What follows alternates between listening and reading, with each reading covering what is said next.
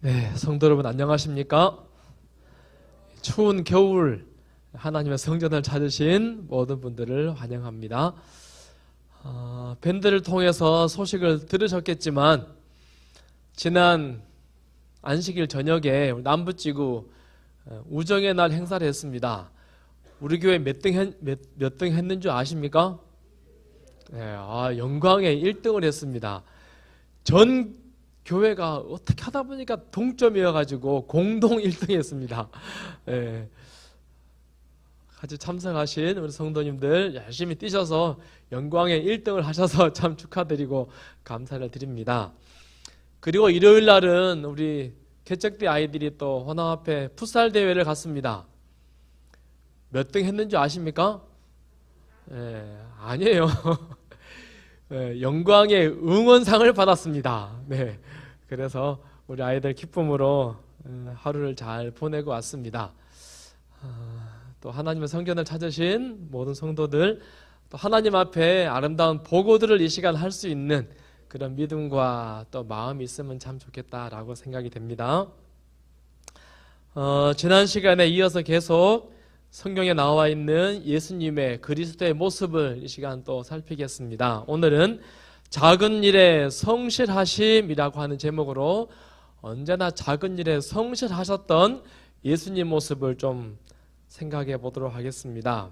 누가복음 16장 10절 같이 읽겠습니다. 지극히 시작. 지극히 작은 것에 충성된 자는 큰 것에도 충성되고 지극히 작은 것에 불의한 자는 큰 것에도 불의하니라. 아멘. 맞습니까? 지극히 작은 것에 충성된 자는 큰 것에도 충성되고 지극히 작은 것에 불의한 자는 큰 것에도 불의하다. 우리 속담 가운데 이런 속담이 있죠. 하나를 보면 뭘 알아요? 열을 압니다. 어른들 정말 그렇습니까? 딱 애들 보고 걸어가는 뒷모습만 봐도 제가 그렇게 했구나. 밥 먹는 것만 봐도 제가 그렇게 했구나 하고 알 수 있습니까? 네. 잘 모르시죠? 네. 될성 부른 나무는 떡잎부터 알아본다. 또 바늘 도둑이 소도둑 된다. 맞는 말입니까? 이거 너무 오버한 겁니까? 맞는 말입니다. 그러죠? 근데 제가 가만히 보니까 예수님께서 지극히 작은 것에 충성된 자는 큰 것에도 충성된다라고 하는 말씀이나 하나를 보면 열을 안다라고 하는 우리 속담이나 맥이 같습니다. 인간사의 이 법칙이나 소위 예수님이 말씀하신 하늘나라 법칙이나 원리가 같다는 생각이 들었습니다. 그렇다면 질문, 우리 예수님 이렇게 사셨을까요? 지극히 작은 것에 충성된 자는 큰 것에도 충성된다라고 말씀하신 분이 정말로 그렇게 사셨을까요? 우리 예수님은요, 우주 대전쟁을 하기 위해 이 땅에 오셨습니다. 수천 년 된 인류의 구원을 위해서 이거보다 더 큰 일이 어디 있습니까? 굉장히 큰 위대한 사명을 이루기 위해서 이 땅에 오셨습니다. 소위 말해서 자잘한 일들, 자질구레한 일들까지 신경 쓸 여유가 있었을까요? 예수님 어떻게 사셨습니까?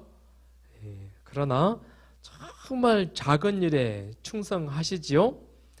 그리스도께서 이 땅에 계실 때에 작은 일도 신중히 하라는 공과를 가르쳐 주셨다. 우리 예수님은 말씀만 하는 분이 아니십니다. 그분께서 말하신 것을 어떻게 하세요?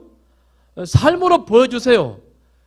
이렇게 해야지, 나처럼 해봐라, 나를 따라오너라 라고 하시는 분이 예수님이십니다. 다시 말하면 우리 예수님은 지극히 작은 것에 정말 충성되게 사셨습니다. 이 시간 몇 가지 예수님의 그런 모습을 좀 살펴보기 원합니다. 첫 번째, 혈루증 걸린 여인에게 예수님은 정말 성실하셨습니다. 예수께서 가실 때에 무리가 밀려들더라. 이야기 잘 아시죠? 예수님이 야이로의 12살 된 딸이 죽어간다라고 하는 말을 듣고 그 12살 아이 살리려고 부단히도 부지런히 야이로 회당 집에 갔습니다. 그런데 많은 사람들이 예수님을 이리 밀고 저리 밀고 했나 봅니다. 그러나 예수님은 아무리 복잡한 상황 속이라 할지라도 사소한 것에, 지극히 작은 것에 충성되이 행하시는 분이십니다. 예수의 뒤로 와서 그의 옷가에 손을 대니 혈루증이 즉시 그쳤더라.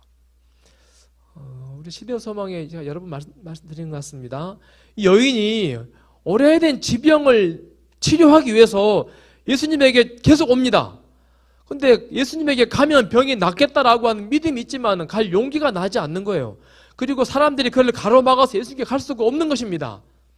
몇 번 시도하다가 결국에는 포기하고 돌아가야지라고 마음 먹을 때 예수님이 일부러 그 여인에게로 오셨습니다. 그 여인 앞에 예수님이 아마 일부러 오신 것 같아요. 예수님이 어쩌면 생각하기로는 예수님이 그 사람 앞에까지 왔으니까 예수님 앞에 와서 무릎을 꿇고 예수님, 제가 깨끗하게 낫기를 바랍니다 라고 했으면 하는 그런 바람이 있었는지 모르겠습니다. 그러나 여인은 용기가 없었습니다. 어떻게 했습니까? 예수님 뒤에 살짝 가갖고 옷자락 살짝 만집니다. 그런데요, 감이 왔을까 안 왔을까요? 여러분 뒤에서 옷자락 누가 만지면 감이 옵니까? 어쩌면 예수님은 여인이 옷자락 만지는 그 작은 그 순간 한순간은 놓치지 않고 계속 여인을 보시다가 여인이 만지시는 즉시 0.1초도 차이 두지 않고 즉시로운 능력을 행하셔서 그 여인을 다 깨끗하게 낫게 하십니다. 아주 작은 손짓 하나, 작은 몸짓 하나에 집중하시고 그를 치료하시는 예수님의 모습을 성경이 그려주고 있습니다. 저는 어릴 때 별명이요, 털팽이였습니다. 여러분 털팽이 뭔지 아세요? 광주도 털팽이라는 말 씁니까? 이 열고는 잃어버린 사람, 이런 사람 보고 뭐라 그래요? 털팽이라 그래요. 우리 동네에서는. 왜 자기 지갑에도 돈 떨어진 것도 모르고 지나가냐고. 근데요, 이 복잡한 상황 속에서 예수님께서는 여인의 그 작은 손짓 하나에도 집중하셔도 능력을 짜잔 하시고 병을 고치시는, 사소한 것에 관심을 가지시는, 능력을 행하시는 그런 예수님의 모습을 오늘 성경이 우리에게 소개하고 있습니다. 그분은 사람들을 가르치시고 병자들을 고치실 때에는 그 일에 당신의 정신과 육체의 모든 정력을 다 기울이셨다. 영광이 하나님이시고 능력이 하나님이시니까는 네 병에 나아라, 그냥 한번 하면 나을 것 같다 생각할 수 있지만 그분은 그렇게 하지 않으셨답니다. 모든 정신을, 모든 육체의 정력을 다 쏟으셔서 한 사람 한 사람의 병을 고치셨습니다. 그리고 아무리 사소한 접촉이라 할지라도 그냥 지나치지 아니하시고 다 집중하셔서 병을 낫게 하시고 관심을 기울이는 분이 예수님이셨습니다. 우리 기독교 영화 중에 창끝이라는 영화가 있습니다. 혹시 보신 분 계십니까? 1950년대 때 미국에 여기 짐 엘리엇이라고 하는 사람을 비롯해서 친구들 한 6명이서 저기 남미의 에콰도르에 아우카라고 하는 식인종 마을에 복음을 전하다라고 사람들이 갔습니다. 가가지고 한마디도 못하고 마을에 들어가도 못하고 강변에서 다 처참하게 죽어버렸어요. 싫어합니다. 그것을 영화로 만든 게 이게 창끝이라는 영화예요. 그런데 짐 엘리엇이라는 사람이 순교하러, 소위 전도하러 가기 전에 그의 일기장에 적혀있는 글입니다. 게으르고 마른 막대기 같은 제 삶에 불을 붙이시고 당신을 위해 타오르게 해주십시오. 나는 긴 생명을 원치 않습니다. 오직 예수님 같이 가득 채워진 삶을 살기 원합니다. 짧은 문장인데 제 마음에 울림이 있었습니다. 게으르고 마른 막대기 같은 제 삶, 하나님 좀 불을 좀 붙여주십시오. 그리고 활활 타오르게 해주십시오. 나는 오래 사는 거 원하지 않습니다. 세상 앞에서 떵떵거리고 사는 거 원하지 않습니다. 누구같이? 오직 예수님같이 가득 채워주십시오. 라고 하는 일기장에 일기를 쓰고 식인종 마을에 가서 한마디 말도 못 붙여보고 죽습니다. 그 뒤에 영화는 참 이렇게 해피엔딩으로 엄청난 기적이 일어나면서 그 마을에 정말 부흥이 나서 마을 사람들이 다 예수 믿는 마을이 됩니다. 여하튼 예수님 같이 내 마음을 가득 채워주십시오. 이런 목표, 이런 좌우명 참 대단하고 멋지지 않습니까? 우리 예수님은요 그런 분이셨습니다. 모든 것이 다 활활 불타기 위해서 단 하나도 그분의 눈에서 벗어나는 게 없습니다. 그분은 당신의 종들 중에 가장 비천한 자의 궁핍함도 못 본 채 지나치지 않으셨다. 그분의 귀는 도움을 구하는 부르짖음을 다 들으셨다. 우리 시대의 소망이나 실물교훈에 이 비슷한 문장들이 참 많습니다. 근데 지난 시간에 말씀드린 걸 생각해보면 예수님은 겸손했다 그랬잖아요. 그분은 스스로를 종으로 여겼다 그랬잖아요. 다시 말하면 그분은 길을 걸어가실 때 사람들을 바라볼 때마다요, 내가 어떻게 도울고 누구를 섬길 거라고 하는 그런 마음으로 가득 차셔가지고는 다 이렇게 보고 다니셨다는 거예요. 그리고는 그분의 눈에 가장 비천한 중에 궁핍함도 못 본 채 지나치지 않으시고 모든 도움의 손길을 SOS를 듣기 위해서 길을 쫑긋 세우시고 다 그렇게 다니시는 분이 우리 예수님이셨다라고 하는 것입니다. 작은 손짓 하나, 작은 도움 하나. 오늘 여러분 하루 지나면서 그런 도움의 손길들 혹시 본 적 있습니까? 그런 소리 들은 적 있습니까? 어떻게 하셨습니까? 우리 예수님은요 지극히 작은 것에 뭐 했다고요? 충성되셨답니다. 지나가는 모든 것들 중에요 그저 못 본 채 하고 지나가지 않고 못 들은 채 하고 지나간 것이 그분에게는 없었답니다. 예수님은 그런 분이셨습니다. 그래서 길 가다가 예수님을 향해서 도움의 손길을 뻗어서 옷자락 잠깐 만지는 그 사람, 이때다 하고는 능력을 베푸셔서 그를 깨끗하게 낫게 하시는 분이 우리 하나님 예수님이십니다. 두 번째, 예수님은요 12살 소녀에게도 굉장히 성실하십니다. 그 영이 돌아와 아이가 곧 일어나거늘 예수께서 먹을 것을 주라 명하시니 혈루증 여인을 고친 다음에 야이로 딸을 살립니다. 생명의 주님 앞에서는 죽음이 발붙일 것이 없습니다. 그리고는 죽은 12살 이 딸을 향해서 달리다굼, 뜻이 뭐죠? 소녀야 일어나라. 쿰이라는 말은 일어나라 라고 한다 그랬잖아요. 쿰 했습니다. 일어나라 했더니 아이가 눈이 팍 떠졌습니다. 죽었다고 자기 이렇게 12살짜리 딸이 죽었다고 온 집안이 초상분위기 마을에 그냥 여기 대문 밖에 울음 대성통곡 소리가 막 엉엉 울고 있는데 아이가 눈을 떴어요. 부모가 어떨까요? 깜짝 놀랐습니다. 그리고는 이 아이를 끌어 안았겠죠. 뼈가 으스러질 정도로 아마 갑자기 사고로 죽은 거 아니잖아요 지금요. 이 아이가 오랜 시간 동안 시름시름 앓은 것입니다. 어쩌면은 며칠을 굶었는지도 모르겠습니다. 죽은 딸이 살아나서 너무 좋아서 이 기쁜 소식을 알리고 막 얼싸절싸 하는 그 순간 예수님은 뭘 보십니까? 이 아이가 지금 배고프다. 오랫동안 굶었다. 사람이요 몸이 많이 아프다가 딱 건강이 회복되는 순간 식욕이 돌잖아요. 배가 고파요. 뭐 해야 됩니까? 밥 먹어야죠. 그저 살려놓으면 부모들이 밥 먹이고 그냥 건강하게 살겠지요. 그러나 예수님은요 단 5분이라도 단 1분이라도 이 아이가 배고픈 채 그렇게 누워있는 것을 원하지 않으시는 것입니다. 섬세하신 분이세요.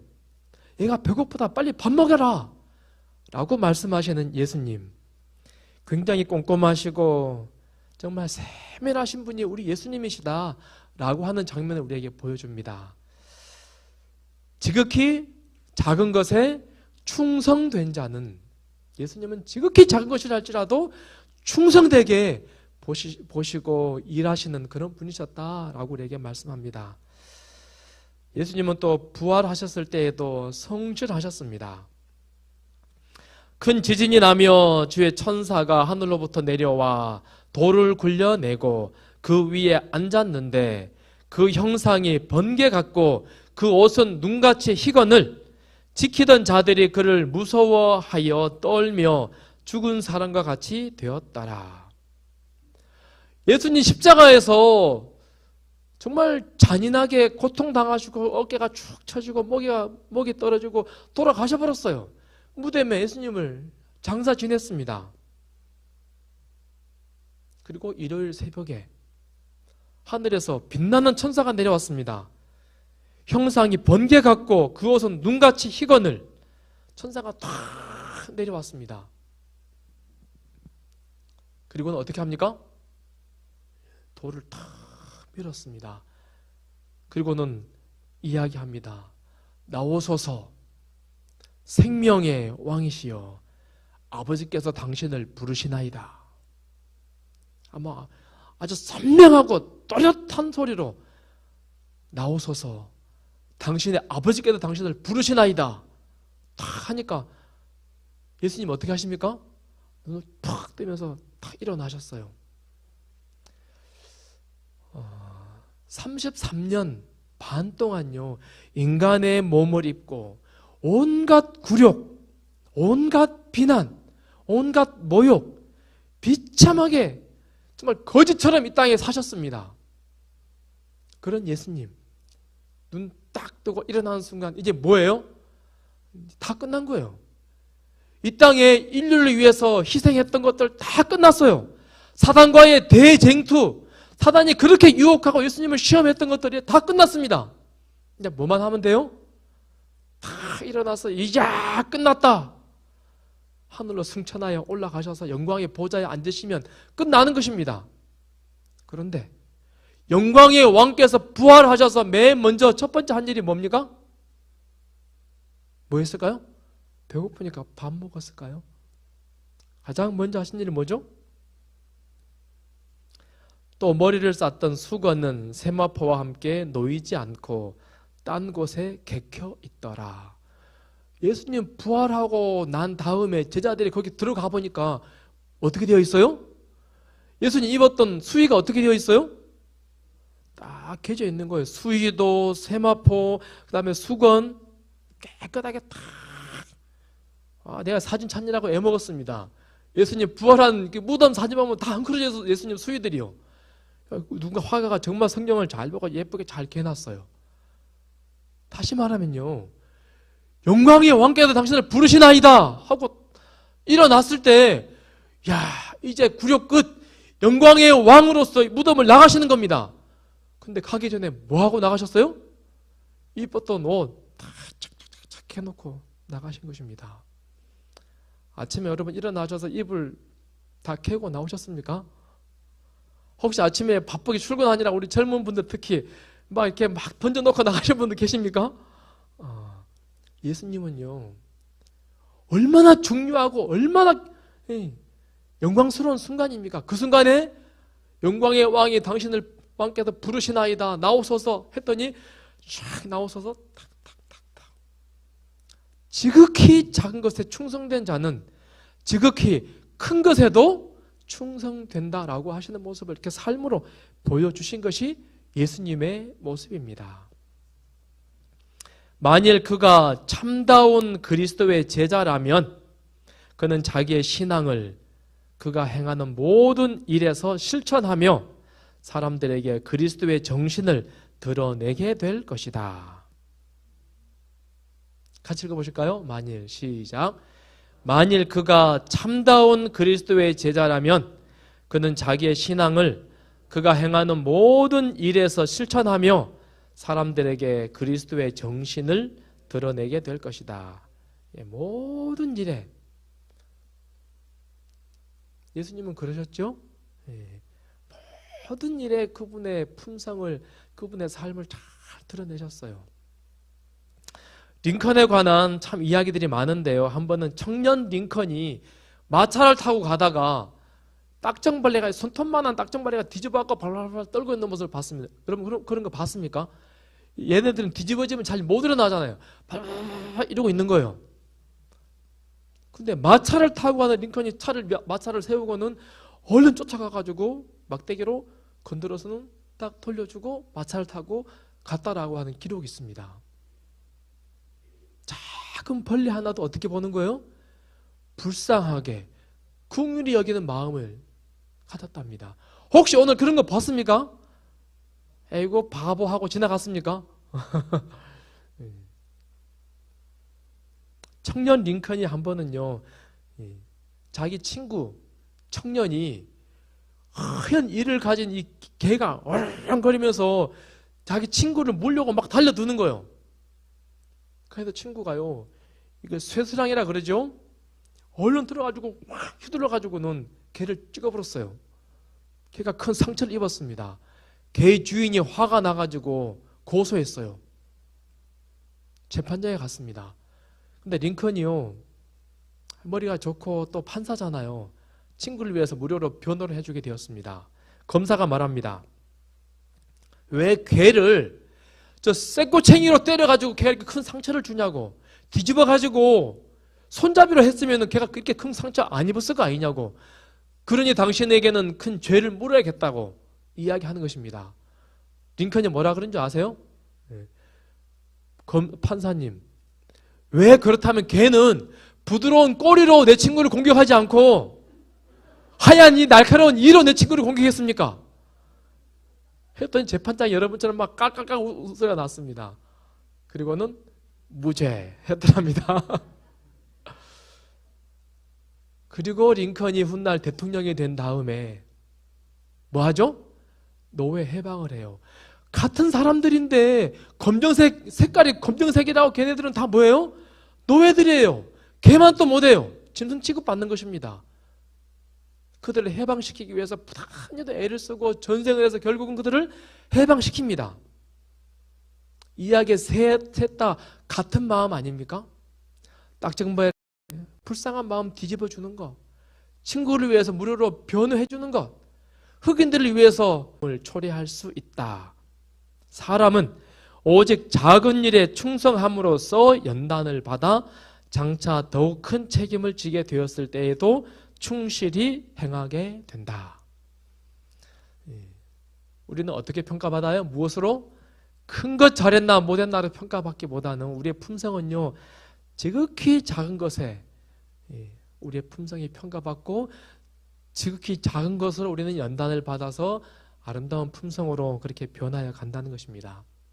말 한마디, 작은 몸짓 하나, 작은 마음 씀씀이 하나하나 다 우리의 품성이죠.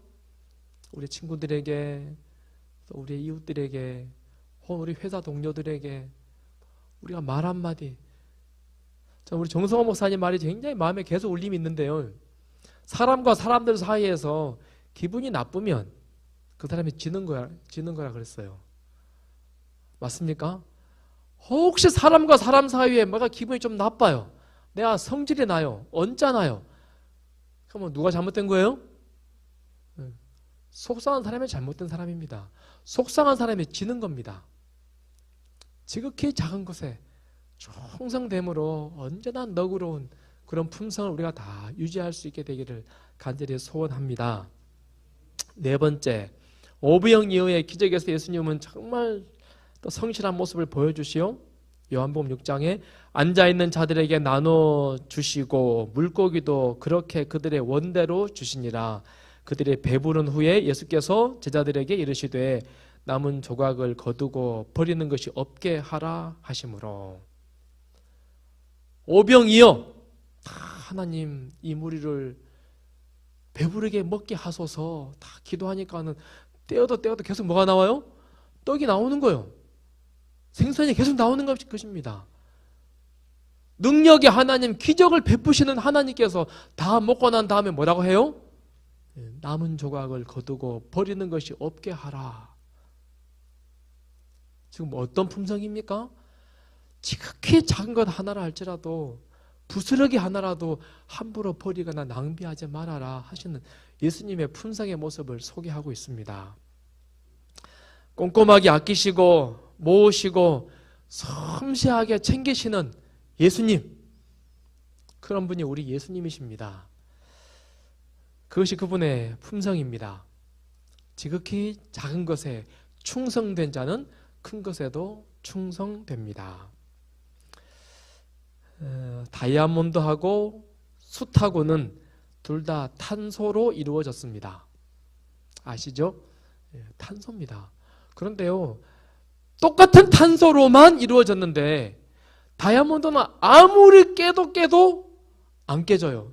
그래서 가장 귀한 보석으로 자리 남습니다. 그런데요, 똑같은 탄소지만 숯은요, 버스가 부서져 버려. 손 묻은 거 어떻게 합니까? 지저분해서 얼른 씻어야 돼요. 또 잘 씻어지지도 않아요. 사람들 팔에 밟힙니다. 제가 이 모습 가만히 보면서 이런 생각이 들었습니다. 하루는 24시간입니다. 분으로 하면 1440분. 똑같은 시간을 하나님은 날마다 우리에게 주십니다. 이 시간을요, 어떻게 시간들을 엮고 조합하느냐에 따라서 오늘 하루를 다이아몬드처럼 다 빛나는 하루로, 야, 오늘 참 보람있다. 오늘 참 하나님께 충성스러운 삶을 살았다. 하나님과 동행했다. 나는 행복하다.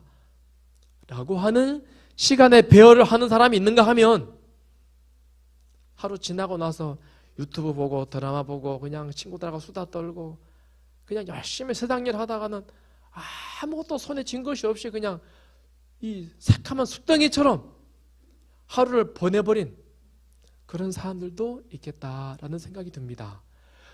똑같은 다이아몬드의 재료 24시간을 1440분을 하나님은 날마다 우리에게 주십니다. 그 시간을 어떻게 사용하시겠습니까? 지극히 작은 것에 충성된 자는 1분을 충성스럽게 사용한 사람은 큰 것에도 충성되어서 오늘 하루를 다이아몬드로 만듭니다. 그러나 1분을 그저 낭비해버린 사람은 뭘 만드는 거요? 숯덩이 만드는 것입니다. 그리고는 아무 필요 없어도 버려버리고 아무 기록에 남지 않는 하루로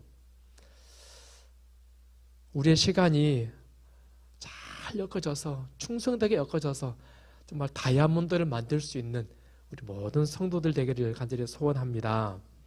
오늘 아침 기도력에 제가 참 감동 있게 말씀 봤는데요. 우리의 관심사가 무엇인가, 뭐로 알 수 있다 그랬어요? 오늘 아침에 우상에 대해서 소개했는데요. 자기 자녀가 우상이 되기도 하고 또 뭐 재물이 우상이 되기도 하고 여러 가지 우상이 될 수 있습니다. 그런데 오늘날의 우상은 제가 볼 때요, 이게 미디어 스마트 기기가 아닌가라는 생각이 들어요. 나의 우상이 뭔가 보면 내가 오늘 하루 종일 봤던 영상들, 검색했던 기록들, 그게 나의 우상의, 아마 우상이라 하면 아마 거의 맞은 것 같습니다. 내가 어디에 관심이 있는가? 우리의 시간들을 정말 다이아몬드를 만들기 위해서 정말 잘 활용하셔서 주님께 충성스러운 예수님의 모습을 잘 닮아가는 우리 모두가 되기를 바라며 말씀을